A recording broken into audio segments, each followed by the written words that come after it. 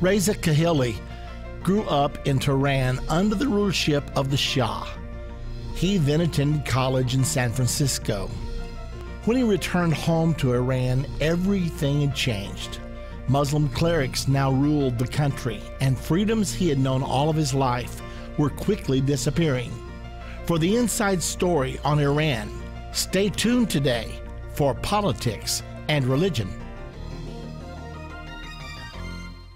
Look, there are two things I don't discuss: politics and religion. In my house, we don't talk about politics and we don't talk about religion. I'll talk to you about anything except politics and religion. I never talk about politics and religion. Politics determines how we'll live here on earth. Religion determines how we'll live forever. I'm Irvin Baxter. I think it's time we talk about it.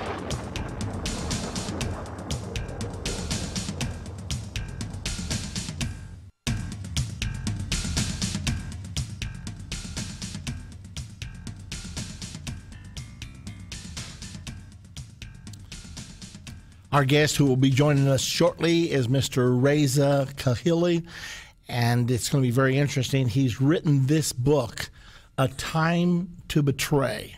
It's really a sad story of a young man who was raised, first of all, under the Shah of Iran, enjoyed quite a good life, a middle-class life, and then traveled to the United States to attend college. After that, returned home. The revolution of 1979 had taken place, and he found himself in a very rapidly changing country where strong Islamic law was being instituted. The clerics were now in power. Mr. Reza it was such an interesting story that he tells in this book. By the way, I highly recommend the book to you. He tells about reaching a breaking point. I think the title of the book says it all: A Time to Betray. None of us like to think of ourselves as a betrayer, but he reached the point where he felt like in order to serve his country and to save his country, he had to betray the regime that had taken his country into absolute slavery. So Reza is our guest today, and I think he's joining us right now. Reza, are you with us? Yes, sir. Thank you so much for having me. It's a great pleasure to be on your show again.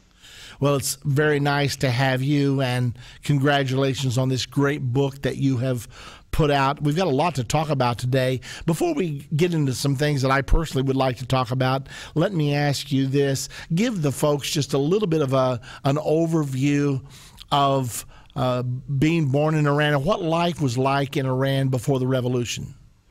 I was born and raised in Tehran, Iran. And basically, at that time, there was much freedom for the people under the Shah. They had freedom of choice of, women and men would go to universities, to colleges. Everybody with, no matter what religious belief they had, they could practice their religion. And at that time, there were many Americans living in Iran. And we were all like a big family. There was respect. Modernization was taken over. Much of Iran was modernized. Many traveled to Europe and U.S. And so it was a very open society. But the only thing lacking was political freedom. And there were many political parties who objected to that. And they wouldn't accept the Shah and his one-party system. And also, there were political prisoners and sometimes tortures carried out at Evin prison. Obviously, nothing like what's going on in Iran ever since the Islamic Revolution. But I found it, I had a very joyful childhood.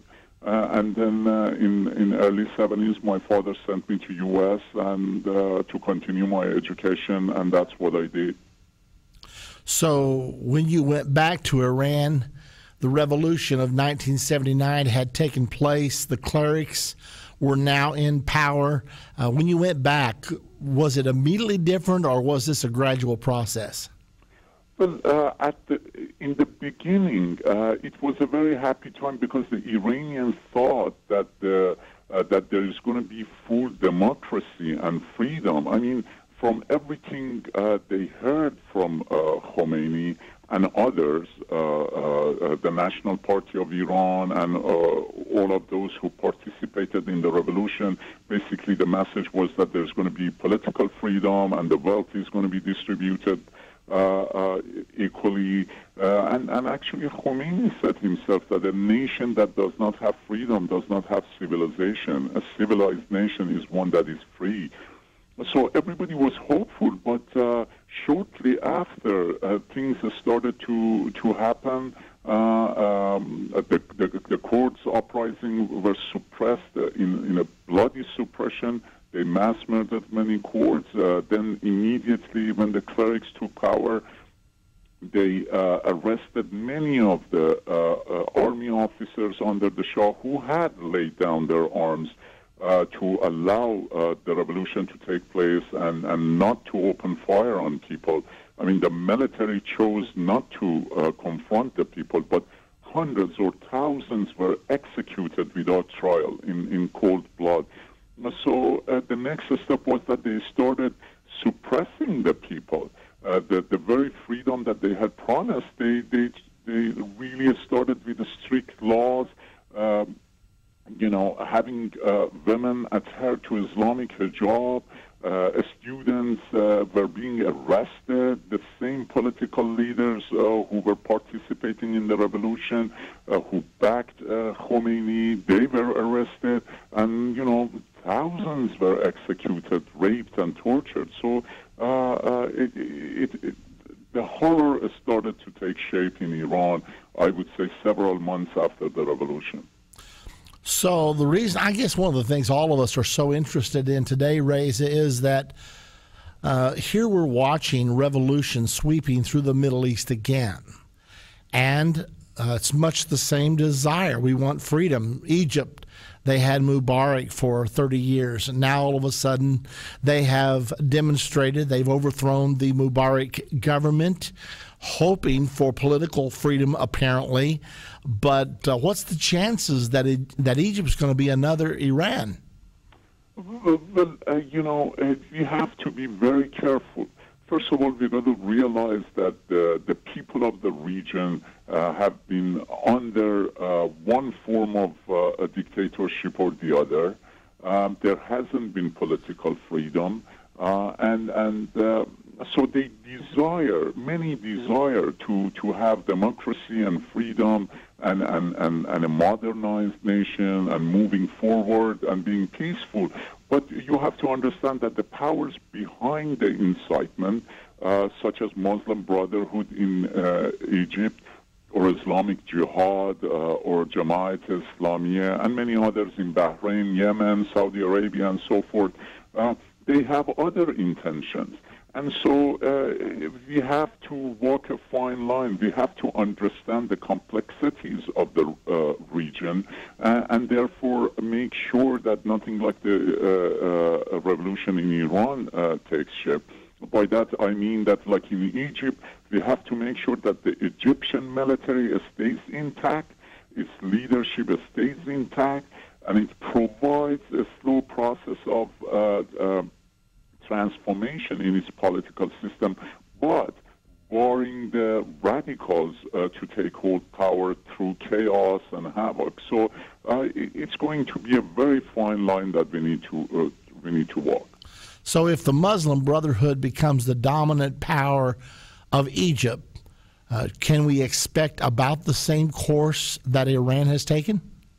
Even worse, because the Muslim Brotherhood, first of all, has close ties with the Iranian leaders. They've been collaborating ever since the Islamic Revolution. The Iranian leaders actually named the street after the individual who assassinated President Sadat. They've been working with these groups in Egypt to assassinate Mubarak and to change the system there, because Egypt provides one of the most strategic places in the region by Israel, having authority over the Suez Canal and having very strong ties with Saudi Arabia and so forth. So the Iranians have been looking for this day. They're calling it the victory, and they're going to influence the politics there from here on. Well, ever since I knew you were coming on to be with us, Reza, I've been very excited because I know that you're from the region. You understand the nuances of the society like many of us would not be able to. So tell me, there's a revolution sweeping through the Middle East. What's going on? Does everybody just wake up one morning, eat their cereal, and say, I feel like demonstrating today, I'm hitting the streets? Or are there powers that are fomenting this? Are there powers that are stirring it up, that are financing, that are motivating the people? Do you know what's really going on there? Well, that's a great question, because it seems that the mainstream media, it's been a long time that they've become like a fast food chain, just reporting the surface and not getting into the detail and not researching the facts. The thing here is we have to realize and understand, first of all, what is taking shape in the Middle East and the world right now, it's totally and completely because of an inept administration in the White House, lack of understanding by this administration, the confusion, the weakness in taking any action has given the green light, so to speak, to the radicals in the region. And I wouldn't count out Russia and China. They all have their own self-interest in the region. China has been looking to influence the Persian Gulf countries because it's one of the most important passages of energy, of flow of energy in the world. And Russia has been collaborating with the Islamic regime ever since the revolution. And therefore you see the support for Hamas, Hezbollah, Islamic Jihad, and all of that. So, yes, there are big powers behind this movement. It didn't start by itself.